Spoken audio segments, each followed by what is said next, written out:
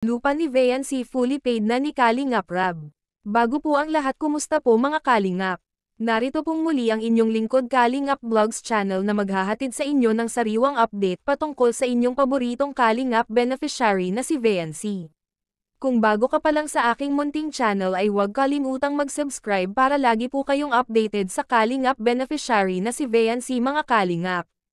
Kamakailan lamang ay binayaran na ni Kalingap Rab ang lupa ni Viancy na may sukat na 100 square meters. Fully paid na po ito mga Kalingap. Ang magsisilbing katibayan ng pamilya ni Viancy ay ang deed of sale muna dahil ang buong area mga Kalingap ay naka-mother title pa. Ngunit mga Kalingap, huwag po tayong mag-alala sapagkat ang kasunduan ng kasulatan na inilapat ng isa sa magkakapatid na may-ari ang magiging matibay na dahilan na sila Viancy na ang bagong may-ari ng lupa. If in case mga Kalingap ay meron ipapakita sina Viancy, well sa tingin ko naman ay walang magiging problema mga Kalingap at hawak na rin ng tatay ni Viancy ang naturang deed of sale. Isa sa nagustuhan ko sa ugali ng tatay ni Viancy ay sobra siyang mapagpasalamat, which is tama naman mga Kalingap sapagkat talagang mararamdaman ng mga sponsors nila ang pagpapahalaga sa mga blessings na natatanggap.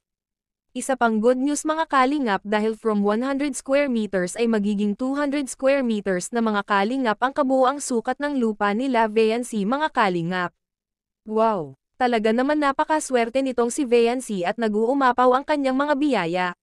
Well, mga Kalingap ay sobrang deserved din naman ito ni Viancy. Isa sa major sponsor ni Viancy ay muling nagpadala ng halagang 150,000 pesos para sa karagdagang 100 square meters sa lupa nila Viancy. And another 50,000 pesos ay made deposit naman once na may papers na ang lot purchase nila Viancy. Shoutout po kay Ma'am Ping Provido, ang sponsor ni Viancy na sobra ang kabutihan ng puso. Maraming salamat po and God bless po sa iyo ma'am. So mga Kalingap, ang kabuuang sukat ng lupa nila Viancy ay 200 square meters na.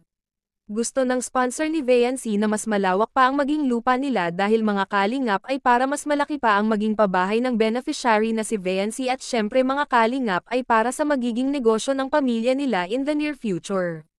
Huwaw naman talaga. Sobrang nakakatuwa at sobrang mababait din ang mga sponsor ni Viancy. Well, deserved naman ito ni beneficiary Viancy kaya't patuloy siyang binibiyayaan mga Kalingap. Hanggang dito na lang muna ang aking video mga Kalingap. At sa patuloy na sumusuporta sa aking munting channel, maraming salamat.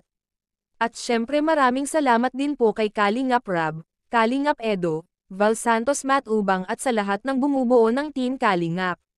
Blessing po kayo sa lahat ng inyong natutulungan. See you all po in my next update mga kakalingap.